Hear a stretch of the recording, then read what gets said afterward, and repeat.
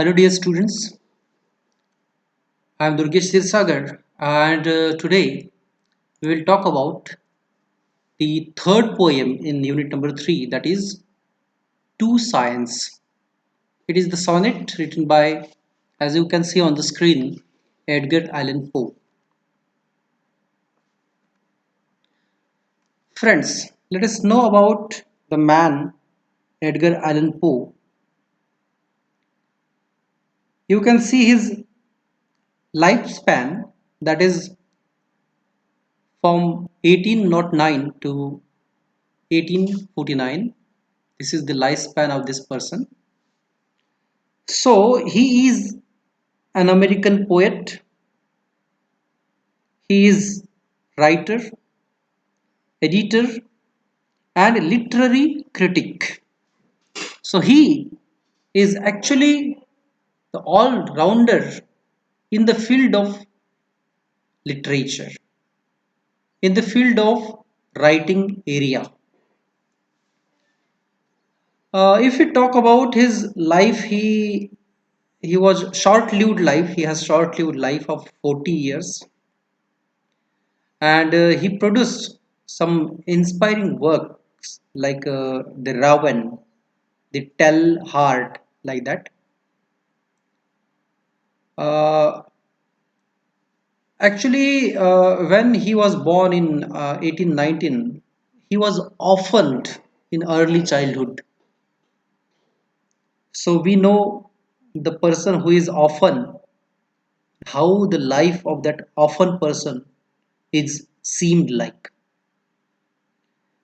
The sudden demise, the sudden death of his mother, uh, left him a very deep effect on his mind, and actually, the this influence reflected in his later works, where he tends to unleash the mysteries of Gothic literature. Actually, it is like heaven and hell, God and Satan, and like that. He is best known for his poetry and short stories, particularly his tales of mystery and the macabre. So you can see here there are two things. Macabre means mystery and macabre. This mystery means गूढ़ रहस्य, we can call in Hindi. रहस्यमय कथा जो है, ये लिखने वाला ये इंसान है. मैकेबर यानी कि फ्राइटनिंग, डरावनी ऐसी कथाएं, डरावनी ऐसी स्टोरीज ये एडगर एलन पो जो है वो लिखते थे.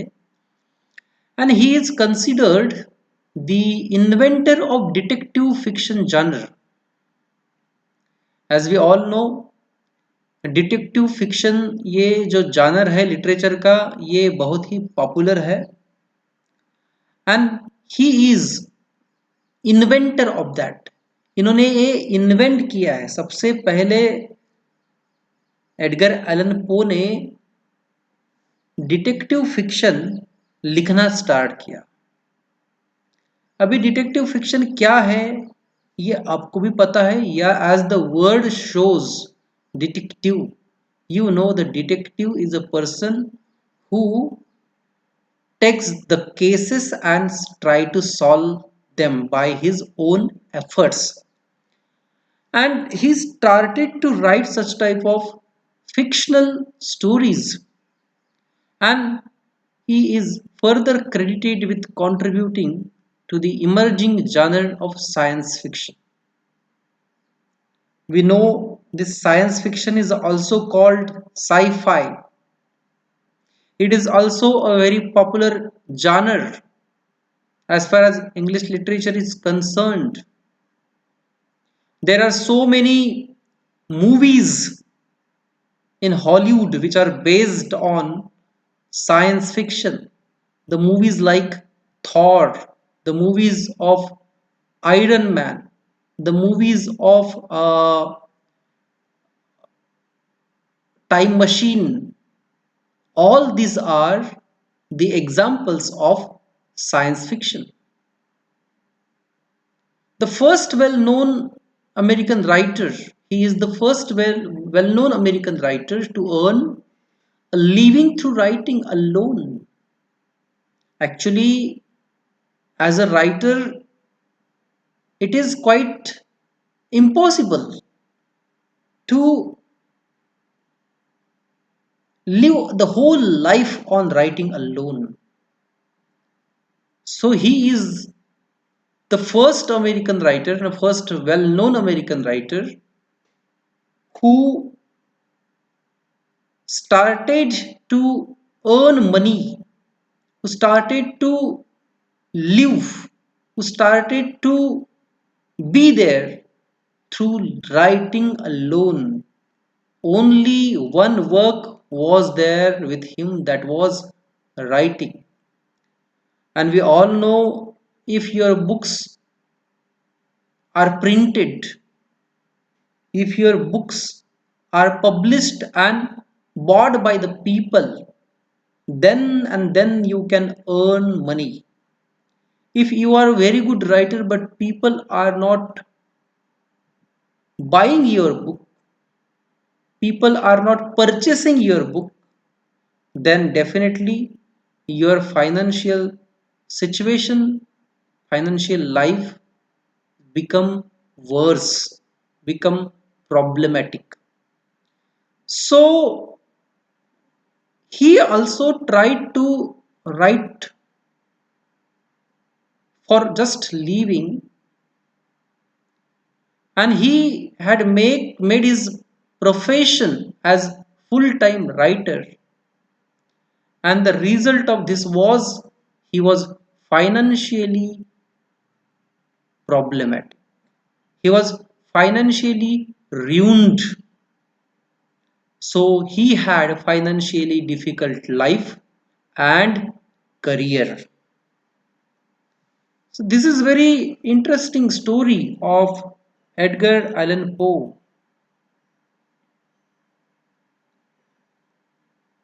So his if we talk about his personal life, so with the burial of his young wife, Poe was devastated and fell back solely on writing poems. So when actually the person's wife is died, becomes worse, becomes sad, and his wife's ill health condition had sore impact, has very worst impact, has very bad impact on his life also. So he had a very ironic life. His life is the full of irony, we can call. Since childhood, he was fond of all female personas in his life. But ironically, all his lovely ladies were consumed by TB one and one. All his lovely ladies are were died one by one. And the impact of their death and misery has reflected in his works as well. So actually, as a writer, he or she writes the story, writes the poetry, writes the writing based on his or her surrounding, based on his or her experiences, based on his or her thoughts, the experiences which are from this society, which are from his or her surroundings. And this is what we see with Edgar Allan Poe. He was actually appreciated for his works in the detective genre, detective fictional genre. And if we talk about his best poem, the Raven, that is Crow, is one of his most astonishing works, we can call. So he was social and convivial with all the manner of southern gentlemen. This is about uh, the poet. Now, let us talk about the poem.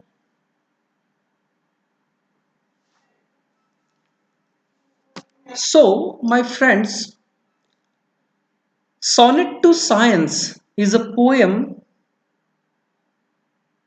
written in the year 1829.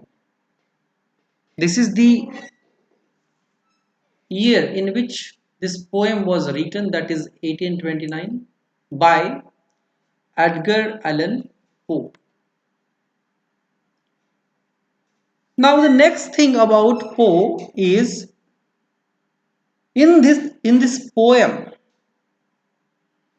Poe asks why science preys on the poet, why science is destructive, why science is peering, why science is like death,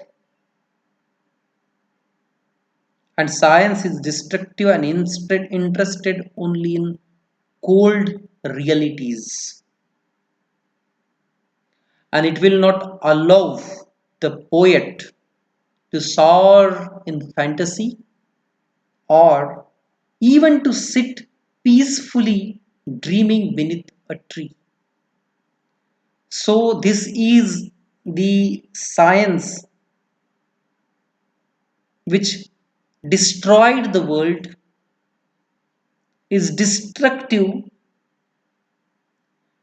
As we all know, it was science, it was atomic bomb, which is the discovery of science, which was uh, thrown on Hiroshima and Nagasaki in the Second World War. It was science where guns are produced and the people are killing each other nowadays. It is science which bombs are produced through which and people are killed in bomb blast. It is science where biological weapons are discovered and we are suffering through the pandemic. We are suffering through the virus like corona. And after all this, how can a poet, how can a person with sensible mind can sit peacefully dreaming beneath a tree? It is impossible for the literary people. It is impossible for the persons of literature to be calm, to sit peacefully. And that is why poet ask science why science preys on the poet. Friends, if we talk about the structure of the poem, it has 14 lines. It has 14 lines, and as we all know, the poem of 14 line is called sonnet. This poem can be separated into one set of 8 lines, and it could be called octave, and another set of 6 lines, it could be called sestet. So let us see, let us understand it once again. So there is a stanza of 8 lines is called octave and stanza of 6 line is called sestet. So 8 and 6 There are 14 lines in this particular poem. This poem contains a speaker's view on the damage science has done to arts, particularly the art of poetry. As we all know, what has done science? Science is actually both the good and bad. Science is actually both development and destructiveness. It develops the society, it develops the country as well as is destroy the country too. Is it discovers the vehicles, it discovers the industries, machineries, it discovers the digital medias, digital instruments like laptop, mobile phones, through which the revaluation is developed, is created, is developing day by day, as well as the science is discovering the weapons, guns, bombs, atomic bombs, and biological weapons. So, science has both the power, good power and bad power. Science is capable to doing both of the things, developing and destroying. And that is why poet ask the question, why science praise? Why science destruct?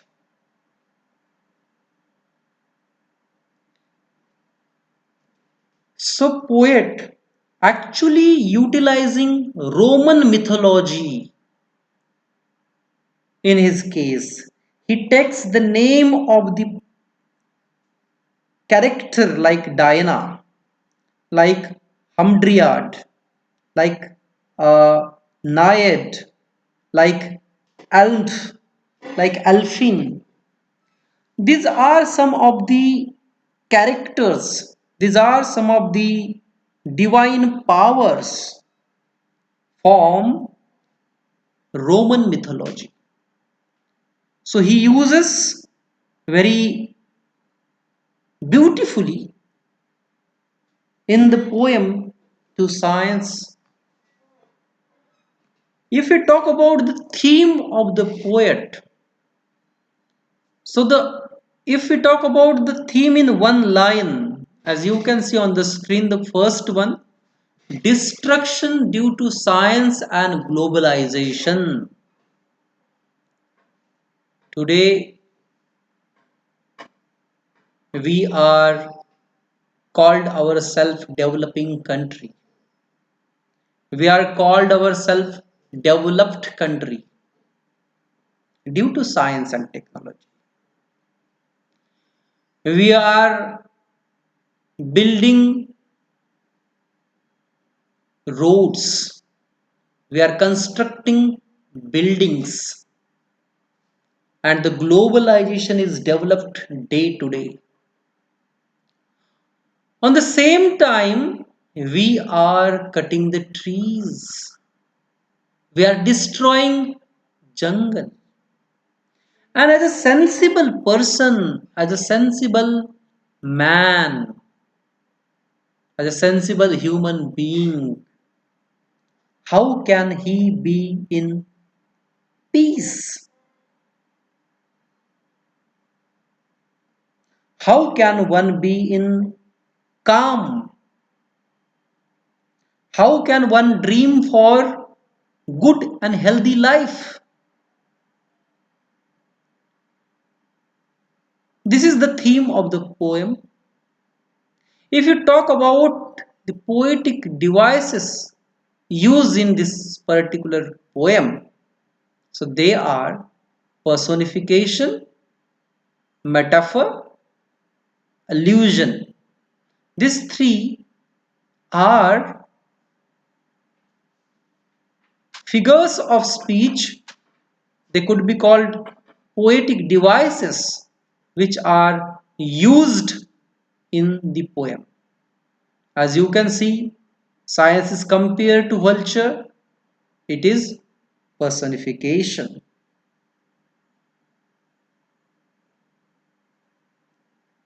When the science is called a true daughter of the old time, that time it is metaphor because there is comparison between the daughter and science. Again, there is a reference to Greek mythological creatures. So, allusion is created in this particular poem. So, my friends, this is the short description about the poet and the poem Sonnet to Science by Edgar Allan Poe. With this, we stop here. We will meet again in the next lecture with poem and its explanation.